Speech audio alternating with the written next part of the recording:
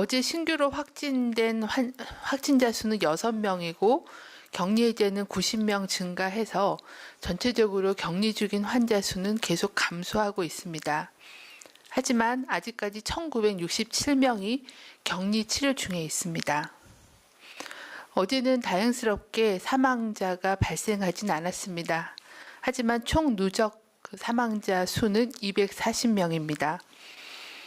어제 신규로 확진된 확진자의 6명 중에 해외 유입 사례는 2명이었고 지역사회에서 발생한 확진자는 모두 4명이었으며 이 4명은 대구 지역이 2명, 경기 1명, 경북 1명이었습니다.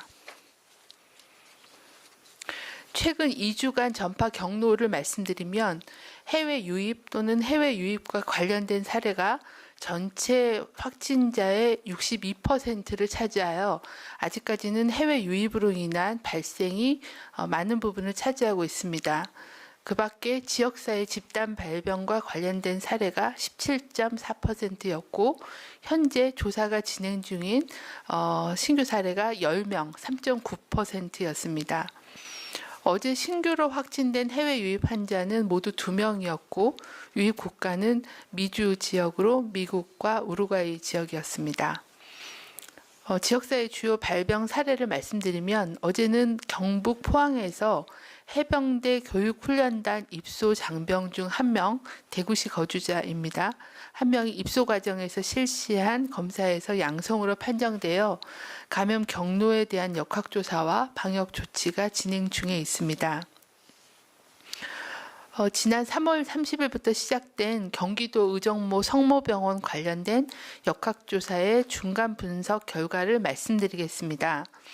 3월 30일부터 4월 21일까지 의정부 성모병원에서 환자, 보호자 및 의료기관 종사자 중 57명, 지역사회 전파 사례 15명이 확인되어 총 72명의 확진자가 발생하였습니다. 의정부 성모병원 관련된 확진자는 환자가 26명, 간호사 3명, 의사 2명, 미화원 2명, 그리고 병동에서 간병을 담당하였던 간병인 10명과 환자의 보호자 14명이었습니다. 지역사회 감염 사례는 가족 6명과 호텔 스파와 관련된 7명, 서울 아산병원 관련된 2명 등이었습니다.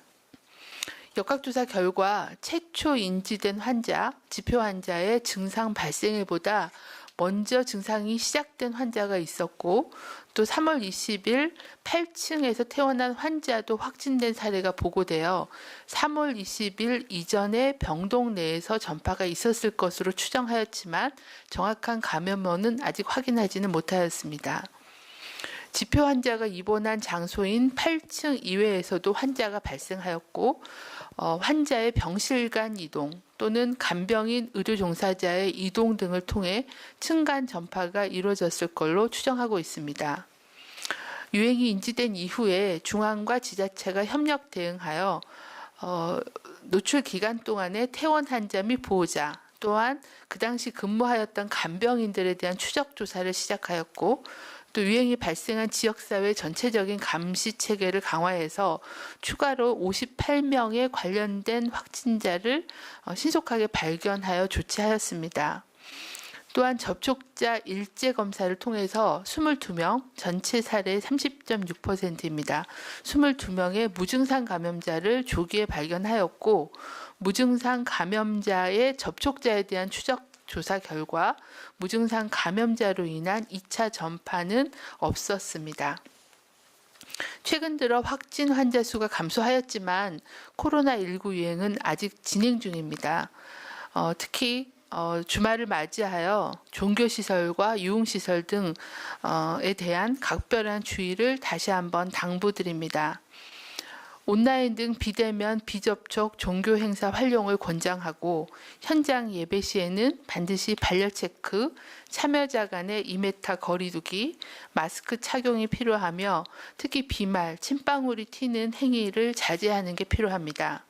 특히 65세 이상 어르신과 임신부, 또 만성질환자 등의 고위험군께서는 여러 사람이 모이는 밀폐된 그런 공간, 시설의 방문 자제를 당부드립니다. 유흥시설도 운영을 최대한 자제할 것을 권고드립니다. 불가피하게 운영할 경우에는 입구에서 발열 및 호흡기 증상 확인, 그리고 철저한 소독과 환기를 해주실 것을 당부드립니다. 그 밖에도 환기가 잘 안 되는 밀폐된 공간 또는 사람이 많이 모이는 곳은 되도록 가지 않고, 부득이하게 이러한 밀집된 장소를 방문할 경우에는 2m 이상의 거리를 유지하고 마스크를 착용하고 악수를 하지 않고 손 씻기를 철저히 하고 눈, 코, 입을 만지지 않는 등 개인위생을 철저하게 지켜주실 것을 당부드립니다.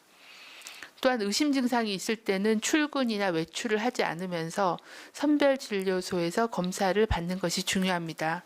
특히 가족이나 직장 내에서 발열, 기침 등과 같은 유증상자가 2~3명 이상 발생한 경우에는 조기에 검사를 받아주실 것을 당부드립니다. 환자 발생 규모가 늘어나지 않고 20명 이내로 유지되는 것은 모두 헌신하는 의료인들과 또 어려움 속에서 인내하는 국민들 덕분으로 생각하고 감사의 말씀을 드립니다. 우리 사회는 지난 몇 달 동안 신종감염병이 주는 심각한 피해를 경험하고 있습니다.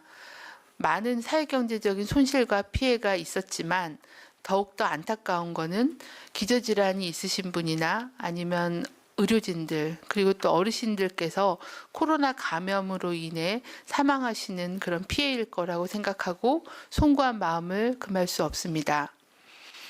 우리나라는 2월 20일 첫 번째 사망자가 발생하였고, 안타깝게도 현재까지 모두 240명의 확진자가 돌아가셨습니다.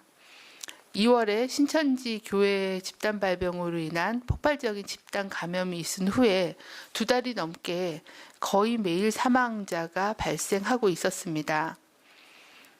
감사하게도 어제 하루는 한 분도 사망자가 안 계셨습니다.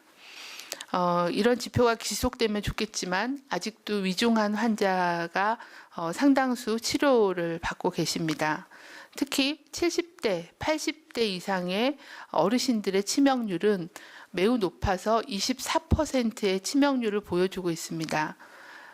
70, 80대 고령층이 감염될 경우에는 4명 중에 1분이 사망하실 수 있다는 굉장히 높은 그런 치명률을 보여주고 있는 상황입니다.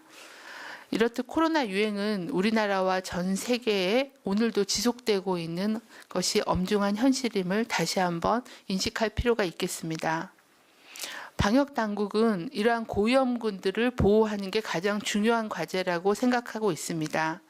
지금도 매일 산발적인 그런 지역 감염 사례가 보고되고 있고, 이러한 지역 감염 사례가 기저질환자들이 많이 모여 있는 의료기관으로 감염이 되거나 아니면 어르신들이 많이 생활하고 계시는 요양병원이나 요양시설로 이어질 경우에는 이러한 심각한 피해가 우리 사회의 가장 취약한 약자인 기저질환자, 고령자에게 고스란히 돌아갈 수 있다라고 생각하고 있습니다. 우리 모두 사회적 약자를 감염병으로부터 보호하기 위한 노력에 좀 더 노력을 기울여 주실 것을 당부를 드립니다. 작게는 증상이 있을 경우에는 어르신들이나 기저질환자들과의 접촉이나 방문을 자제해 주시고 선별검사를 받아주시기를 당부드리고, 특히 의료기관과 요양병원, 요양시설은 철저한 감염관리를 다시 한번 당부를 드립니다. 이런 노력으로 인해서 이런 사망의 피해를 막고 줄이는데 다 같이 노력을 기울여 주실 것을 재차 당부를 드립니다.